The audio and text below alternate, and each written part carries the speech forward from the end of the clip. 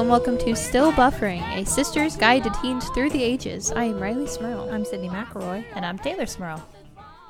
Well, hello, sisters. Well, hello. Well, hello.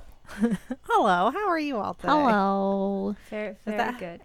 Is that how, like, The View opens? I don't know. Is it? If that is, then let's not. They all I just don't go, know. well, hello. Well, hello. I don't know. I've never watched it. I Just assumed it generic, like, started that nice way. old white lady voice. Well, hello. Okay. Well, Taylor, you had exciting plans over the weekend. Do you want to share Did them? you? No. Do you want to share? Oh, man. I feel like I should, like, tell you about, like, making beeswax candles or something. I didn't do that. That sounds I did something. exciting. Did you scent them with fall scents? They all smell like nutmeg. Did they smell like fallen leaves and cinnamon? Guys, no, I did something way cooler. I went to Comic-Con.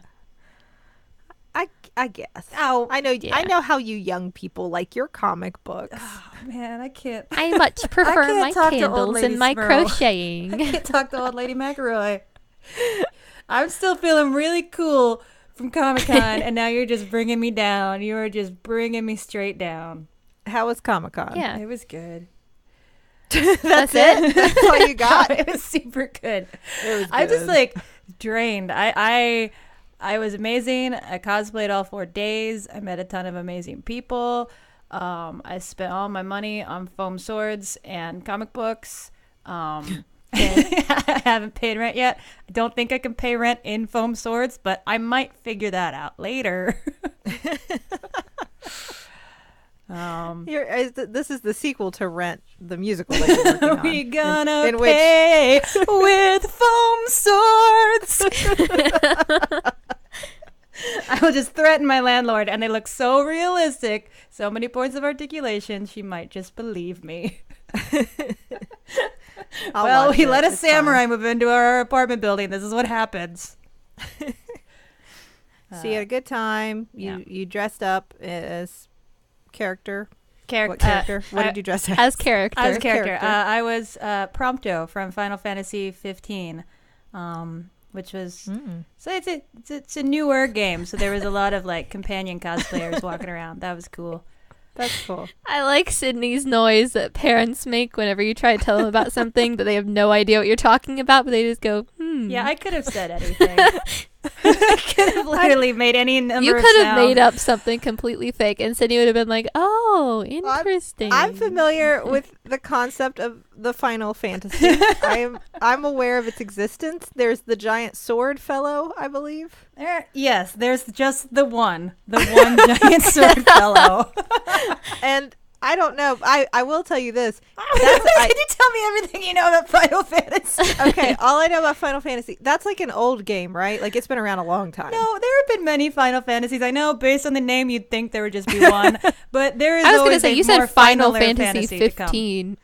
It's like, that must be the final Fantasy, right? All I'm saying is I know like there was one around when I was in high school because I remember one of my friends telling me about it in great detail in drama class one day.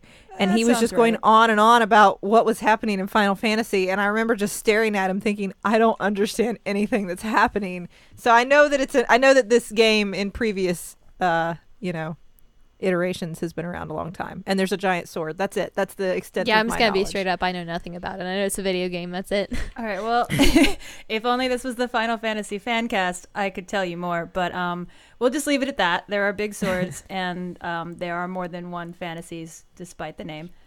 There has to be something in there for a good Final Fantasy fan cast, because fantasy and fan cast.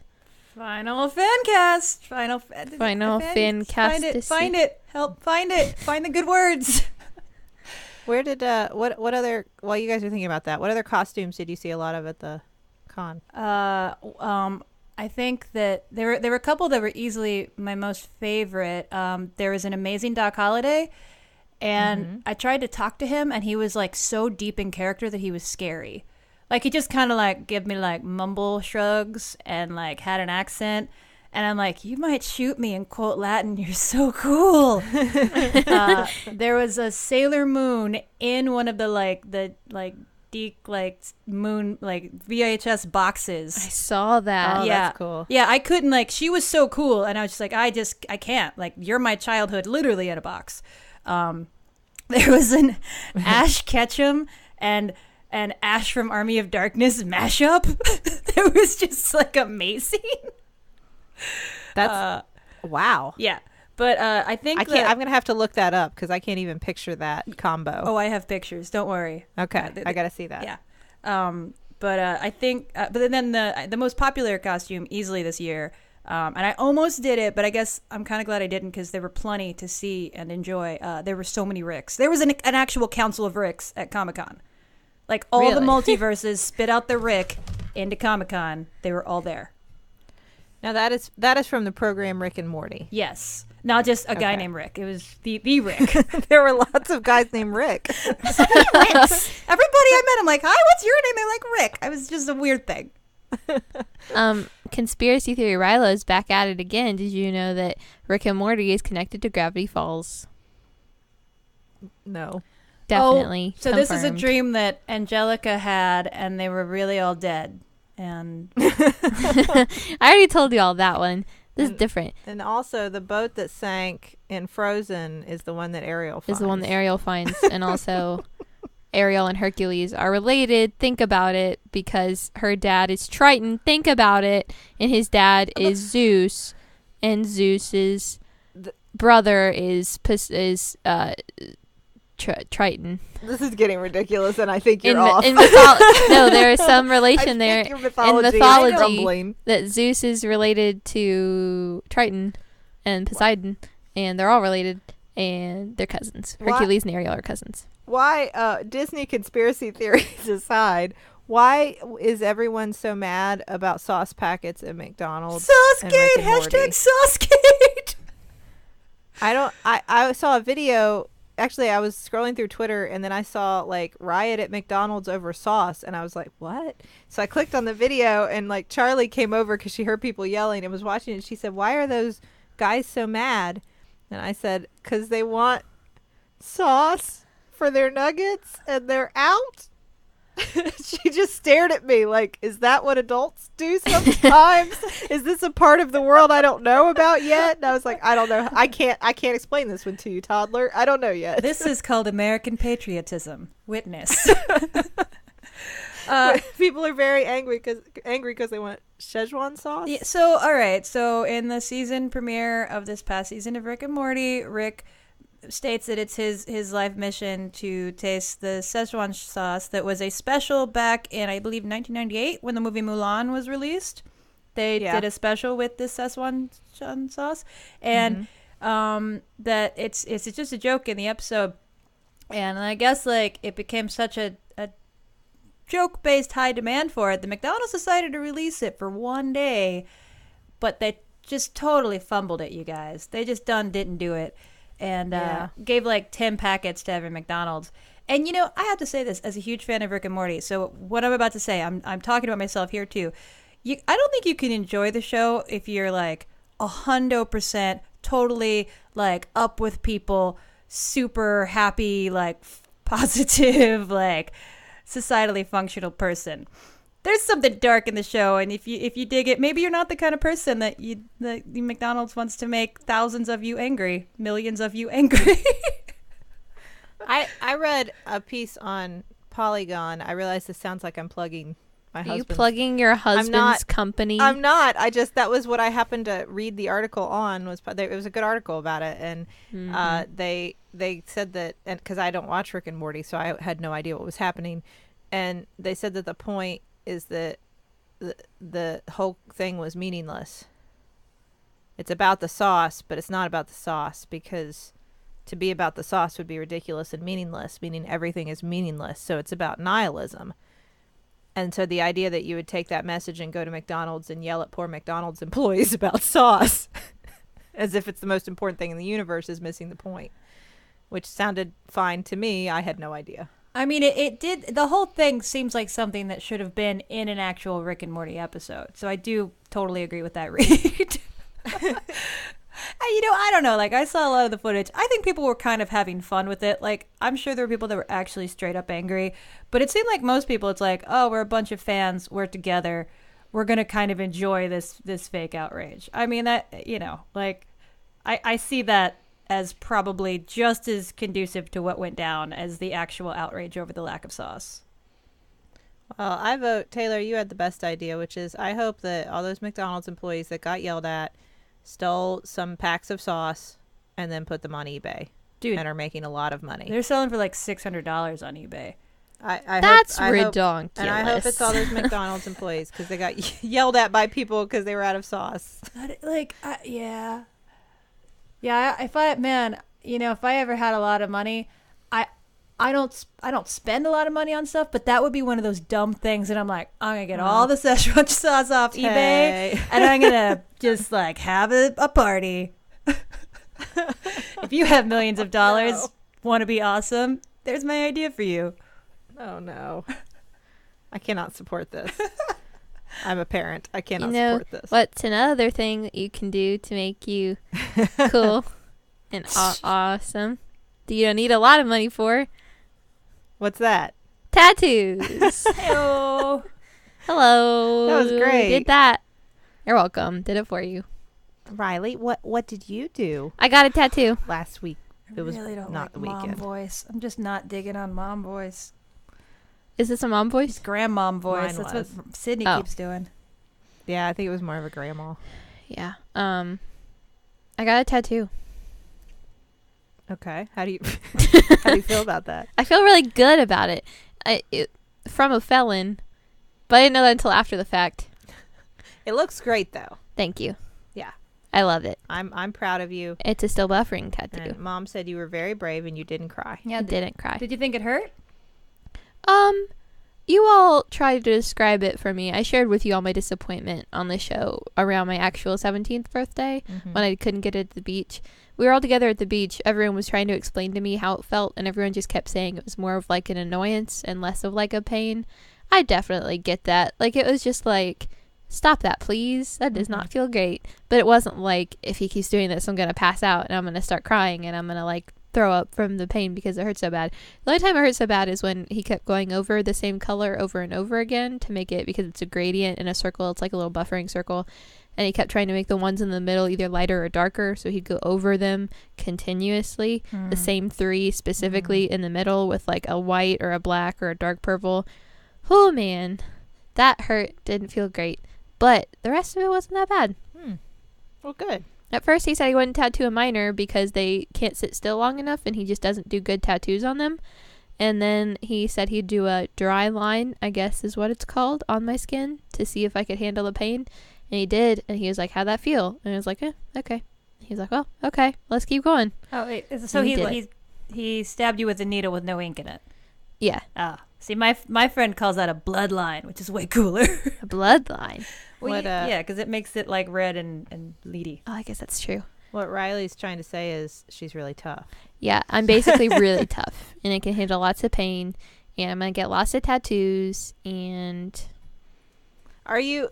I'm punk rock now. I was told So punk rock. by the tattoo artist who did my tattoo, which was a very long time. Gosh, it was a long time ago now that I think about it. I was in my 3rd year of med school, so Long time ago. I don't know, 5 plus 8 plus 9. It's like 10 years ago. It was like a decade ago. I had to think about it. I had to do some backwards math. All of my, by the way, when I count down through the years of my life to try to figure out when something happened, it's all years of schooling and work. I've worked at my current job for 5 Fun. years. I was in residency for 3. I did med school for 4. Like everything it just breaks down into school years. Man, Anyway, just incremental bummers of measurement. hey. That's from my Oops. perspective. The only other division I have is pre-Charlie and post-Charlie. That's the other way I see the world. But when I got mine, the tattoo artist said, this is your first tattoo. I'm sure you thought about it a really long time. And I had wanted my tattoo since I saw it on a doctor in a documentary show I was watching on like the Travel Channel or something. And it was about this, they called him a rock doc. Cool. because he would he would go Keep going. Please make Tell me yourself about the sound cooler. rock doc. he would go to concerts, and he was like employed to be on site as like the doctor on site for like mainly like concerts where people are going to get into mosh pits and stuff and people might get injured. So his job was to be on site and take care of the kinds, and I mean he did, like in the documentary, he every single show he worked, he had just, you know, little like lacerations, like people getting concussions, like thrown off of, you know, like crowd surfing and that kind of thing. But he always had some stuff to do, and they showed him, and he was wearing like, I don't know, shorts or something so you could see his leg, and on his leg he had a caduceus, and I was like, what a cool doctor. Sid, What a cool rock doc. can I hire you to be my own personal rock doc? Because I have been to and continue to go to a lot of shows where plenty of people get beat up, including yours truly, and never once has anybody offered me medical aid. Really? Like, Sydney, it's your chance to go be a rock doc. Like I once need to had go my be a rock nose, doc. like the best way to explain it is exploded by somebody like stage diving, and he offered me his very sweaty T-shirt to clean up the blood. But that's as close as I've ever gotten. Oh, did you break your nose? I don't know. This is back in my gonna punk say. days. Things like broken bones didn't register to me. I don't remember you breaking your nose. I don't think it broke. It just bled a lot. We've talked about you being island doctor before, but I think your real calling is rock doc. DP rock doc. Well, I have the tattoo, and please, I understand that the caduceus was not originally a symbol for medicine. I understand that it was Mercury's staff and not the rod of Asclepius, and I know the difference, and please, before anybody tweets at me, I understand. I've mentioned this on Sawbones, and I've gotten lots of information, and I know that. But also, symbols only have the meaning that we apply to them. So Whoa. and people see a caduceus and they think medicine. I'm sorry, that's the truth. When they see my tattoo, they ask me if I'm in medicine. It's also like the They logo don't for your ask other me- podcasts. And Yeah. people tell me that too, but they don't ask me, are you a big fan of the god Mercury? They say, are you in medicine? So symbols have the meaning that societies place upon them. Yeah, I think that's definitely true, as long as that your particular symbol has never been hijacked by like a hate group, in which case put it down, just let it go. But I agree with you otherwise. Right. Well, I think that's a good example of a symbol. I mean, I think I know what we're both talking about here. Of a symbol that you know, I understand that maybe personally you believe that it stands for pride in your region of the country, but no, for most people that's not what it stands for. For most people it stands for hate. And so I like that someone gave my tattoo a whole new meaning that like makes it sound a lot deeper than it actually is, because really it's just like, you know, the part of the logo for our podcast. So it's like for our podcast, because I also told everyone around the Max Fun Drive that if we got 15,000 donors I get a tattoo. We got 20,000, so I feel like I had to. We're gonna But get someone ours too. said- We're just biding our time. Yeah. Just Yeah. we waiting for me to get it first because you didn't think I really would. Yeah, actually, definitely. Go ahead. Yeah. Look at me. That I was clearly part of don't it. think It's part long of about it. what I put on my body. But I will after February. I know. But someone said you invented the new semicolon tattoo, which is, you know, something that could have ended but kept going. I guess that's a very popular tattoo. Mm-hmm. They said you're still buffering, still progressing, always moving forward. You just developed the new semicolon. And I was like, maybe I did. I think it is a nice symbol Yeah, outside 'cause I of mean- our personal Yeah, signal. we say still Yeah. buffering because we're talking about growing as a person and loading and changing, and you know. Do you think that now, because that's what I was going to say, my long story about the rock doc, I thought about that tattoo since I was, well, probably your age, but probably younger, and thought someday I'll get it. And I waited until after I finished my third year of medical school, because I had also passed. I actually got it right after I passed my first set of board exams, because everybody told me that they were the hardest. Mm-hmm. And I wanted to make sure that I could pass them, Mm-hmm. because I thought otherwise, if you get a medically oriented tattoo and then things go south, Yeah. well, then I'm going to have to explain to people I was almost a doctor forever. So I kind of wanted to make sure it was actually going to happen. So that's Yeah. why I waited so long. And then after I got it, the tattoo artist was like, now they compared it to having sex, What? getting a tattoo. They said that you wait and worry and think about the first time you get a tattoo and like plan what it's going to be, and you put a lot of thought and time into it. And then after you get your first tattoo, you just can't stop thinking about getting more tattoos. Then it's like all bets are off. You're getting tattoos nonstop. that was what the tattoo artist told me. I mean, I find that to be true about tattoos anyway.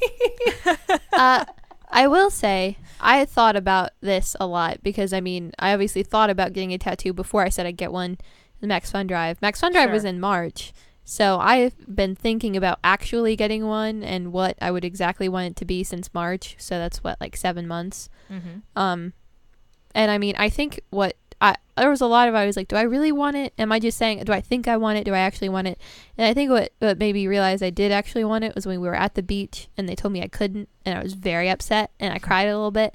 Like, that was what made me realize, like, yeah, I really want it. I was that disappointed when I couldn't get it. I really want this. Well, and I will say now that, like, I think part of it is just that, like, now that I know I can get a tattoo and it doesn't hurt that bad, like, it doesn't feel great, but it's something that if I really wanted to, I could do again.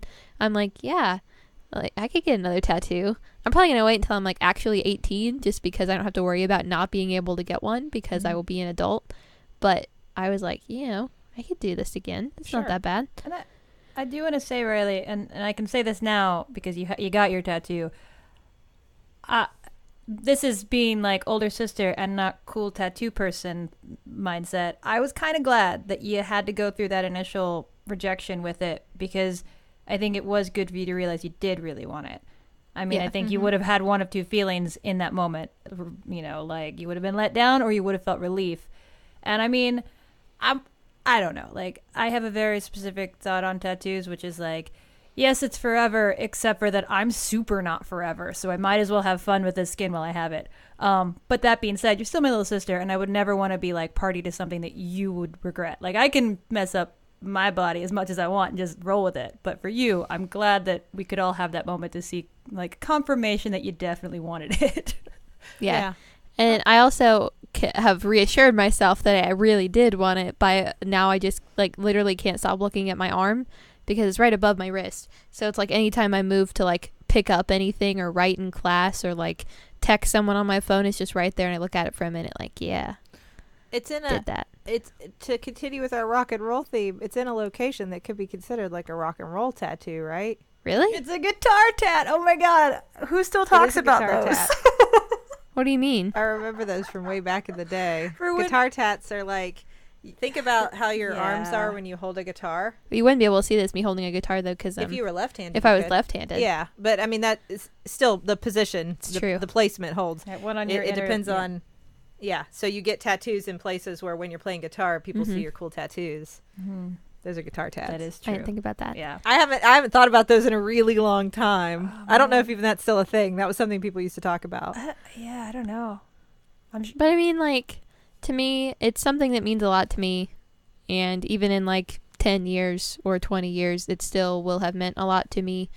And I have some friends that have tattoos. And I think, well, we'll talk about this more. But I could never be a person to get a tattoo for the sake of getting a tattoo for my first tattoo, being 17. I could never just be like, I can get a tattoo. No, so I'm going to get a tattoo. I don't really care what it is. I just want one because I can. It was something that means a lot to me. And I think that eventual tattoos, I probably won't put as much thought into, but just be like, this is your first one. Like, it means something in some way at some point. Sure. I think every tattoo does.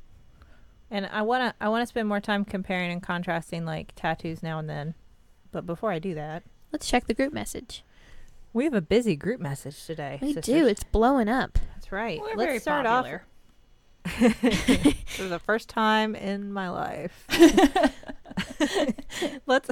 I have foam swords. I don't need to confirm. I'm just saying. I'm okay with it. I'm just saying. Let's start off. We've got a Jumbotron this week. Tell us about it. All right, we got a message for Kyle.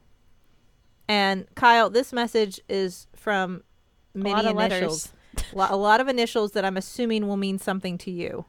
We don't know, but we're trusting. that BJ and AT and CA and M mean something to you.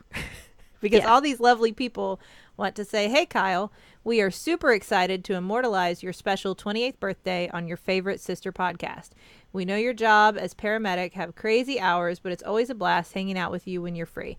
Sisters, please help us out by singing Kyle impromptu birthday song, preferably in the style of Hamilton. We should have read this ahead of time. Did that again. We love you, Kyle. We love you. Go bear it out. Why Go do we bear do out. this? Why do we do Go this bear every out. time? Sisters, please explain to me why we never read our jumbotrons ahead of time and this always And happens. this happens. No, and by the way, Kyle's official birthday is October 13th. Friday so- the 13th. Friday the Spooky. 13th. Happy early spooky birthday, Kyle. Happy spooky birthday, Kyle. Guys, I think we threw away our shot. Wah, wah. That it? Happy birthday!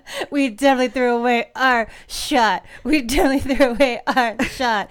We got no song. This is not hot. We totally threw away our shot. Well, I don't think Lynn's going to stick that in the musical anytime soon, but Hey, I Hamilton hope he too. never hears that. Definitely threw away our shot. but I think that was wonderful on the spot. Yeah. Spot runs the shot too. Why did I think of that? I have nothing to try to beat that. I'm just going to say happy birthday, Kyle. Yeah, happy birthday, Kyle. I hope it's a great one and very spooky. We also have some ads to tell you about this week. Our first sponsor is HelloFresh. Who wants to tell everybody about HelloFresh? I'll tell everyone about HelloFresh. HelloFresh is a meal kit delivery service that's dedicated to making cooking, if I can talk, it's dedicated to making cooking fun, easy, and convenient. And it definitely does all of those things. Because, We've ahead. made HelloFresh before. We've all enjoyed following their easy to follow instructions, and all the ingredients are great. And you can make delicious meals. Like some of the ones coming up this week are Southwestern stuffed peppers with ground beef, quinoa, and Monterey Jack cheese, or cherry drizzled pork chops with tomato couscous salad. They're even vegetarian meals. Yeah, I've personally done the vegetarian kit a couple times, and it's awesome. Like they're really simple meals. They're really like vegetable and grain focused. They're super healthy. I could not recommend it enough. yeah. Each week, HelloFresh creates new delicious recipes like the ones my sisters were telling you about, with step-by-step instructions that are all designed to take around 30 minutes for everyone from novices to seasoned home cooks, all for less than $10 a meal. That's crazy. It's a great deal. And it's all delivered to your doorstep in a special insulated box for free. So, for $30 off your first week of HelloFresh, visit HelloFresh.com and enter the promo code StillBuffering30. So go check it out. HelloFresh.com, promo code StillBuffering30. Sisters, do you know what season has arrived? Spoopy season? Fall? Boot season! Spoopy boot season! Now you can finally be the fashion trendsetter you've always dreamed of, and you don't have to spend $1 million to do it because you can visit justfab.com right now and get a start on boot season. That's great to know because I love boots. I love to wear them, but I also never have any idea what is cool or what I should wear if I want to be cool. So this sounds perfect for me. And I'm not alone because millions of women say Just Fab is their go-to site for what's new and trending in boots, shoes, clothing, and accessories. And when you become a Just Fab VIP, you save up to 30% off retail prices. And it's super cool because you take a style quiz and Just Fab personalizes your experience. So every month you're charged $40, and that's a shopping credit to your account that can be used for literally anything on their site. And if you don't feel like shopping, just log in, click skip the month, and your card won't be charged. All right. We So have a special offer. Yeah. yeah, that's what I was going to say. Taylor, do you want to Yeah. tell everybody about our special offer? So this is super cool. Right now you can go to justfab.com/stillbuffering now and sign up as a VIP. That's a very important person to get your first style for as low as $10. That's justfab.com/stillbuffering. And that gets you your first style free for $10. You gotta do it. You gotta look cool for boot season. Boot So season. go check it out. justfab.com/stillbuffering. Now that we're done being popular and talking to all of our friends on the group message, let's talk about tattoos more. So I think the most interesting thing to me about you getting a tattoo, Riley, has been what I have seen as kind of a shift that started, I think, before Taylor and I were teenagers. I think this predates us somewhat, but definitely I've seen as I have grown up and seen you into your teen years, which is when I was your age, I don't remember a lot of teenagers having tattoos. It was like a very specific, groups, teenagers who were into certain music or certain looks or whatever would maybe have a tattoo. If you were willing to display it at school, it was like a whole other thing, because there was still very much a stigma attached to tattoos. I would say that if you had certain tattoos that were visible, or even just any tattoos, just the idea of a tattoo, no matter what it was, that it would make you less likely to be chosen for competitive colleges or scholarships or job offers or whatever you wanted to do. And certainly for me, I was terrified if I got a tattoo, I would not be able to go to med school or be a doctor. And obviously those things aren't true, but I feel like there was very much that kind of concept, you don't want to get a tattoo because it might limit what kinds of opportunities you have in the future. Later on, maybe you can consider it when you're older, but right now don't do that stuff, because then people will think certain things about you. Yeah. I don't think that's true anymore. I mean, especially the part about not knowing a lot of teenagers that have tattoos. I know I have one friend who has 5 or 6 tattoos, I think, and we're all seniors in high school. I have another friend who just turned 18 about a week ago and got her first tattoo on her 18th birthday. And another friend who turned 18 about 3 weeks ago and is getting her first tattoo in a week. So it's not like I know teenagers personally who are going out and getting sleeves or have more tattoos than you can count. But I think having one tattoo somewhere that, again, I don't know anyone with huge tattoos, but they have small tattoos in certain places, and a lot of them mean something to them. It's just a way of I think part of it is it signifies you as a near adult. Obviously I'm not an adult yet, but I'm grown up enough that I can have permanent ink in my skin. Now I feel if I am out in public by myself, I don't look like a child. If someone can see my tattoo, it's oh, there's a slightly grown up child. I was gonna say, I don't know if you don't look like a child still, to me anyway. Oh, I still look like a child. When the guy who did my tattoo asked me how old I was, and I told him I was 17, he didn't believe me at first. It's no, I promise. Here's my ID. I promise I'm 17. I know I look like I'm 13, but I promise I'm 17. Here's my mom to vouch for me. Here's my mom. She'll tell you how long ago she had me. I promise it was 17 years. But yeah, I don't know. I feel part of it is just I'm older now. Do you think that existed, Tay, when we were younger, the idea that you would see someone who had a tattoo who looked to be a teenager and would think of them as more mature or adult because of it? I would say yes. I don't think I ever really thought of tattoos being I think that the people that I knew, and this is also I want to say my friend circle, just in general, people I knew in high school didn't have tattoos. So if you had a tattoo, you were probably not around my age. You were probably an adult. But, it also, I just think I think it also just cemented that you have to be some sort of more so than age, some sort of alternative culture, some sort of out of the mainstream. You wouldn't assume that this person with a tattoo went and worked at a bank or something. I think that was more of the instant assumption. And I think that's very outdated now, and that's not what people think anymore. But I think it more kind of put you in an association with where this person sat in relation to the mainstream.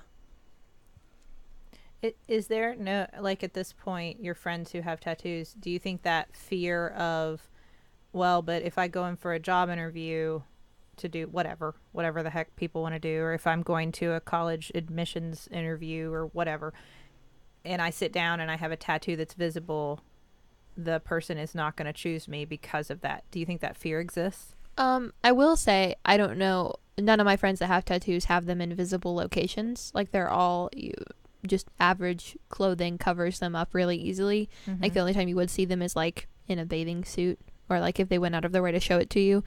But I think visible tattoos, it's kind of a thing I don't know. To me, if I go in for a college interview, one, I'll be wearing long sleeves with a suit, more than likely, so I don't have to worry about it being like super out there and visible. Two, if I'm that worried about it, I would cover it up with concealer, because I don't know anyone that's getting huge tattoos. So we're all getting super small things that's like really easy to cover up with some makeup that I can cover up pretty quickly. Testing the tattoo waters. Yeah. Trying it out right now. I will say I've seen a lot of, like, even amongst people older than teenagers, it seems a lot of like tattoos that are becoming popular and like everyone is getting are like small like minimalist tattoos that are like either all black and white, like lines of some sort, or they're a small thing that's in one small place, and it's nothing that's like, and I'm not talking about all tattoos, of course. I'm just talking about the ones that are becoming popular and everyone's posting pictures of and waiting to get on Instagram and Twitter and Pinterest and Tumblr. Like, they're all like super small tattoos that you wouldn't have to go out of your way to cover up. So those are your generation's Tasmanian devils and barbed wire. All right. That's an improvement. Definitely. I you know what, I've always been shocked. I think that the number of people who have had tattoos is not, certainly I'm sure it's increasing. I'm sure that they're becoming more prevalent with the stigma being slowly eroded away.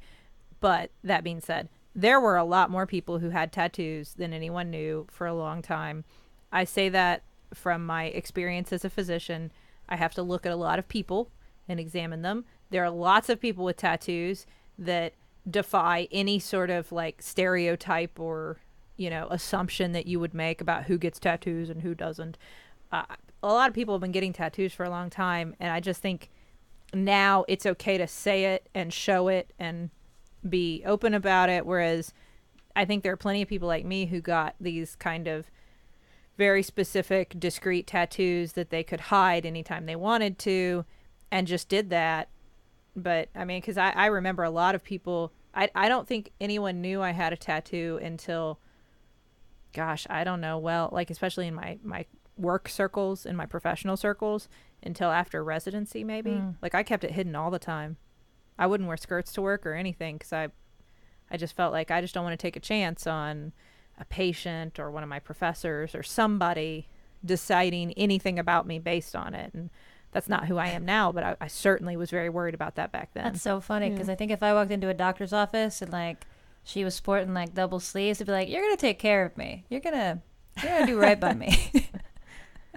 I think nowadays most of my patients, because I will say this, since then I have started wearing dresses and skirts, and some of my patients comment on it, and I think most of my colleagues are aware of it, and I don't think they care. I now have colleagues who I know have tattoos. I don't think that I did as many back when I first started, but they're hiring more younger people who I think you see it more prevalent. And I think that you would have seen it more prevalent before if there wasn't that kind of assumption, like, well, nobody's ever going to let me be a doctor if I have a tattoo. Yeah. To me, it's like, I mean, especially with my tattoo, I like being able to have someone ask what it means so I can explain to them what it means. Not like, some people probably get annoyed like if they have a tattoo that means something obscure, like having to explain every time to someone what it means. Or when it's but super to me, I'm dumb, really like some of mine. But go ahead. But I mean, to me, it's like, I like being able to it's a pretty tattoo first. It can mean a lot of different things second. Third, I like being able to tell people about it because I'm proud of it. One, because I was able to sit through this tattoo and I didn't cry and I got it done. Which now I feel like about people with a lot of tattoos, I just have a lot of respect for how much pain they can tolerate. Because Taylor, I know how many tattoos you have. I could not get that many Taylor's just flexing because now. just because I could not deal with that much pain ever in my entire life. Like, tattoos aren't like I'm gonna pass out from the pain, but they're not pleasant. But like, I like being able to explain to people like, this is a part of my life that I'm proud of, and I'll tell you about it, and I have something permanent on my body for it because it means a lot to me.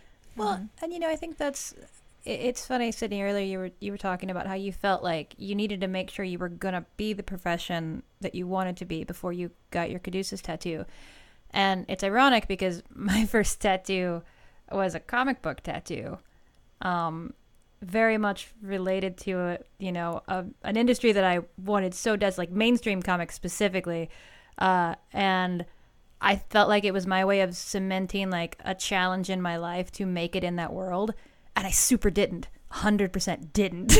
But like I've never once regretted the tattoo, because to me it's cemented who I was then and what I cared about. I mean, I almost feel like my philosophy is they're almost scars you choose. They're like significant moments in your life or things that mattered at that time, and it's like a weird sort of, you know, like guide to who you've been at different points. It kind of helps you define yourself. It doesn't really matter if you feel you're doing the exact same thing or you feel the exact same way that you felt in that moment. It's a constant callback to that moment for you. So it's a time capsule that you can just always have.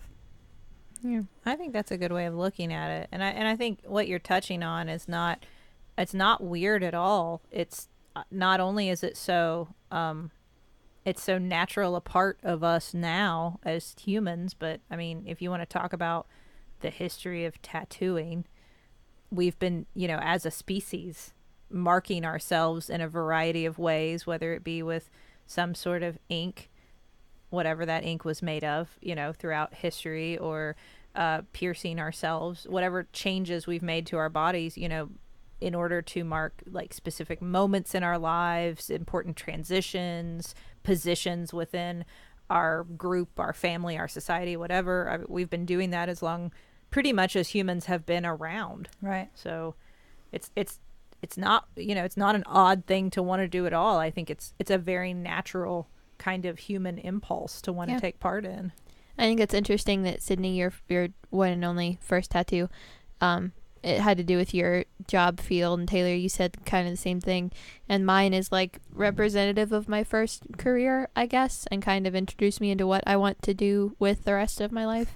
I think I don't know if that's like a common thread amongst people getting their first tattoos. It's kind of like something that represents either a big part of your life that you have just become a part of, like Sydnee, you got yours after you passed your exams, or like something you want to be a part of, like me getting mine, Taylor, you getting yours. And I don't know if that's like a common thing, like kind of a celebration of entering an adult part of your life by doing something you can only do once you're an adult. I think it does. I think it does make sense, and I bet a lot of people get first tattoos along the same line, because I think part of getting a tattoo is an attempt to cement something about yourself. To like, it's so easy to just feel like an anamorphous, like, who even am I? But a tattoo has this weird grounding ability to be like, this is who I am. Look at it. It's on my skin. And I mean, obviously, you know, like I said, those feelings can change, but especially for a first one, I do think that there's that impulse to like, to say something about yourself and commit to it and choose that definition for yourself. And I think that it's fair, you know, it's interesting as we talk about these things, kind of a lot of whether or not teenagers have tattoos has also been dictated by law. Right. Which I guess is to protect you from making a decision you'll regret when we as a society have decided you're too young to make wise decisions. I mean, I'm not saying I agree with that, but I guess that's so that way angry parents don't come yelling at tattoo parlors. I guess that would be the other reason. I will say it's crazy to me that when we went to the beach, they said up until a few years ago you had to be 21 to get one. It's like you could be 19 or 20 years old and like technically legally an adult and still have to have your parents sign off on your tattoo. Which is always and that kind of logic, it gets so bizarre to me, the idea of what we think you need to be old enough to do. You know, at 16 you're old enough to operate a motor vehicle. But why do you have to be 25 to rent a car? That's such a random age. I don't know, but I just think it's wild to think like at 16 we think we can put you behind the wheel of this big piece of metal. Yeah, that's whack. You can hurtle at other humans at speeds of, you know, 85 miles per hour if you're being reckless, and we're fine with it. But you can't ink your skin. You can't put a tattoo on your skin, and you can't vote yet.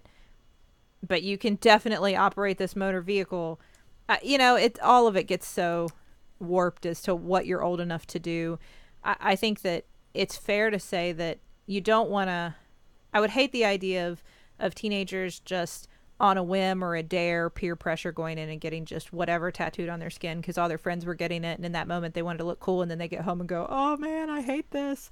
So I think it's fine to encourage people to think and talk about it, but the idea that there's an age where you magically know like where we all start making smart decisions. I hope I get to that age. When I start, what age is it when you know, like, now is the age where all your decisions are right and good and you will never regret them? I don't know when that age comes. That was how I was feeling when he almost said he didn't tattoo minors because he said you couldn't handle the pain. I was like, I'm gonna be real with you, dude.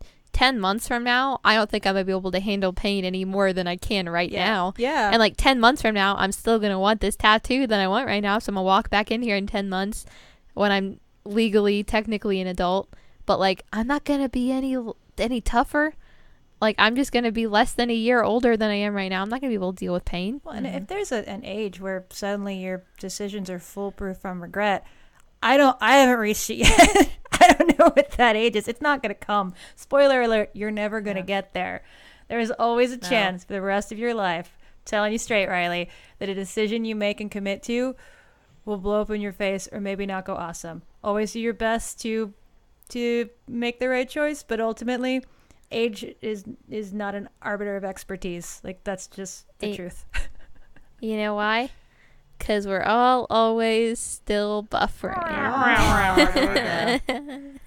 The only thing I will say on that, Mark, before we end that, is that I don't think it's as important that you stress and worry about what tattoo you're going to get. But, you know, I don't think, like you guys have talked about, it's ink on your skin.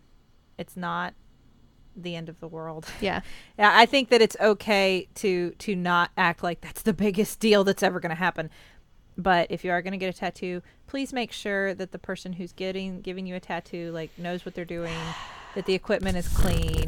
These are the only things I would caution people against. That, you know, I mean, because it is a needle in your skin. Yeah, I do know some friends with stick and pokes that I'm like, well, shouldn't have done I would that. and I know, and Tay, you may disagree with me, but I think that knowing that all the needles are new and all the equipment's been sterilized, and knowing that you're not going to get some sort of awful infection or, you know, viral illness from using needles over and over, that kind of thing is the only thing I would make sure you know that you're doing safely. Other than that, if you want to get a tattoo, go for it. But I would not endorse otherwise. Like, yes, do I have some crappy stick and pokes? Yes. And am I super glad that nothing bad ever came from them?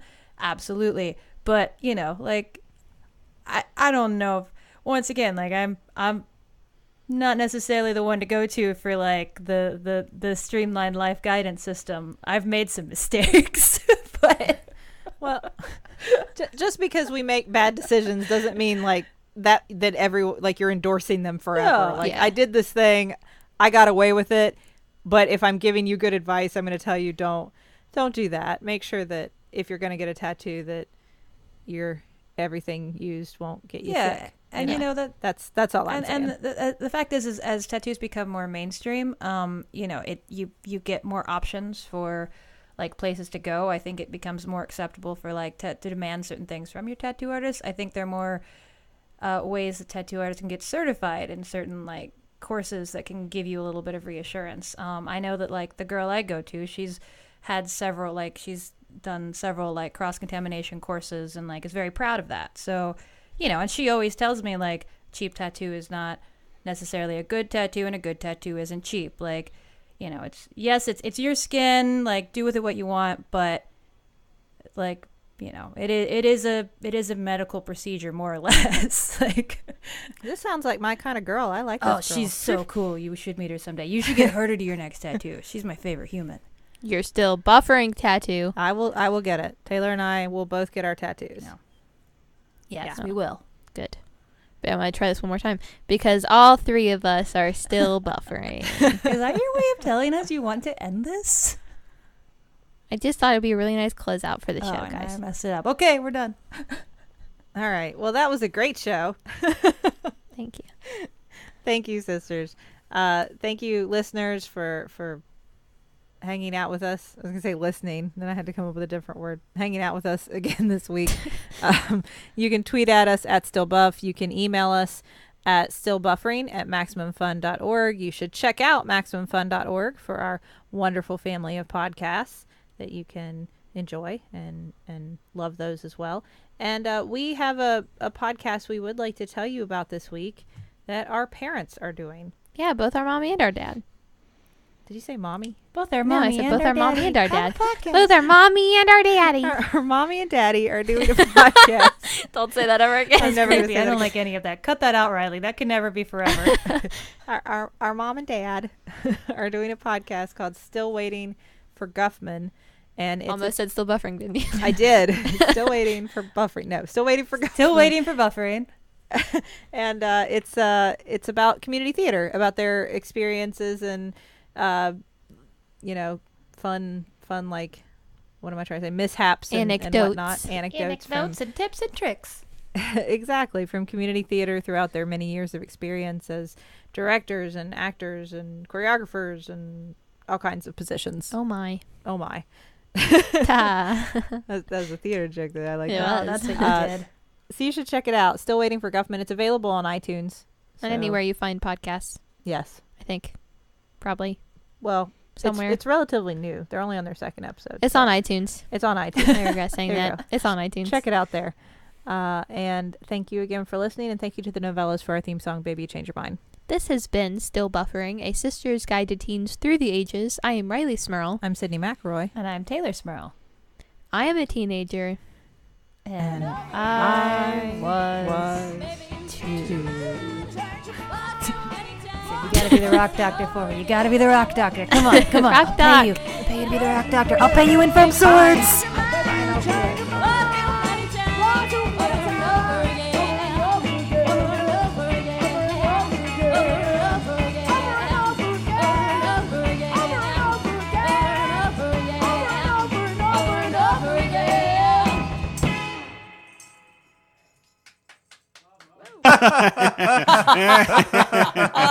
I love it. Oh, good man, stuff. every time. Well, I hope that you're enjoying this podcast you're listening to as much as we are pretending to.